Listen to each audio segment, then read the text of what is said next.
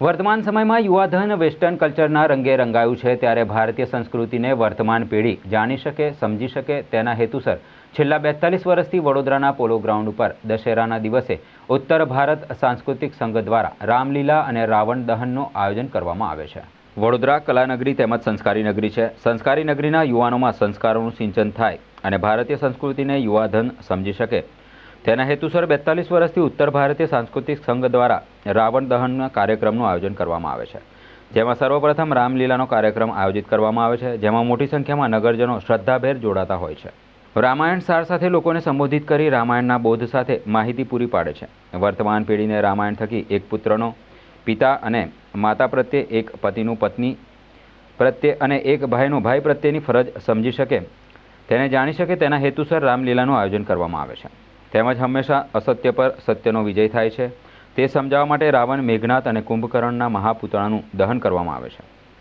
રામલીલામાં 120 જેટલા કલાકારો ભાગ ભજવતા હોય છે। તેમજ રાવણ, મેઘનાદ તેમજ કુંભકર્ણના વિશાળ વાંસના બાંબુથી બનાવેલ પ્રતિમાઓ ઊભી કરવામાં આવે છે, જેમાં કાગળ, કપાસ, વાંસ રાખી દારૂખાનું મૂકવામાં આવે છે। રામલીલા બાદ રાવણ દહન થતો હોય છે। વર્તમાન સમયમાં વેસ્ટર્ન કલ્ચરમાં રંગાયેલા યુવાધન ભારતીય સંસ્કૃતિ વિશે અજાણ છે, ત્યારે લોકો ભારતીય સંસ્કૃતિ સમજી શકે તેના હેતુસર ઉત્તર ભારતીય સાંસ્કૃતિક સંઘ દ્વારા દશેરા પોલો ग्राउंड पर रामलीला અને रावण दहन कार्यक्रम योजવામાં આવે છે। नवरात्रि के पश्चात, माँ की आराधना के पश्चात श्री राम जी का आगमन जब होता है, श्री राम जी के आगमन के साथ साथ में हम रामलीला का मंचन यहाँ करते हैं 42 वर्षों से, और एक परंपरा रही है, उस परंपरा को हम निभाते आ रहे हैं।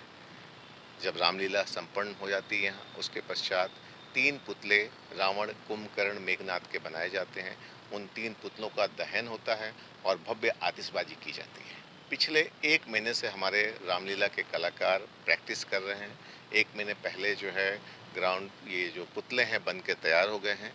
1 दिन पहले उन पुतलों को हम यहाँ शिफ्ट करेंगे, असेंबल उनको स्पेशल जो उसके कलाकार हैं वो लोग उसे असेंबल करेंगे, और वहीं पे ऑन द स्पॉट खड़ा करने के पश्चात 24 अक्टूबर को जो है कार्यक्रम संपन्न किया जाएगा। करीब 120 कलाकार जो हैं, जो हमारे समाज के ही, हमारे परिवार के ही, हमारे मेंबर्स के ही बच्चे रहते हैं। वर्षों से उसमें से कई लोग अलग अलग रोल निभाते हैं और उनकी प्रतिभा निखरती है। उसमें से कई ऐसे कलाकार हैं जो गुजराती लेवल के, गुजरात फिल्म के उसमें भी उनको मौका मिलता है, और उद्देश्य यही रहा है कि लोकल जो हमारे यहाँ के कलाकार हैं उन्हें हम प्रोत्साहित करें, और उसके माध्यम से उन्हें एक अच्छा प्लेटफॉर्म मिलता है अपनी कला का प्रदर्शन करने के लिए, और लाइव रामलीला की जाती है। राम अपने पिता के लिए क्या किए थे, अपने माता के लिए क्या किए थे।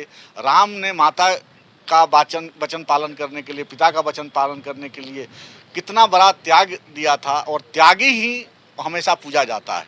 जो त्याग करने वाला होता है वो पूजा जाता है। ये उपदेश हमारे रामचरितमानस या रामलीला के मंचन के द्वारा हम लोग देते हैं।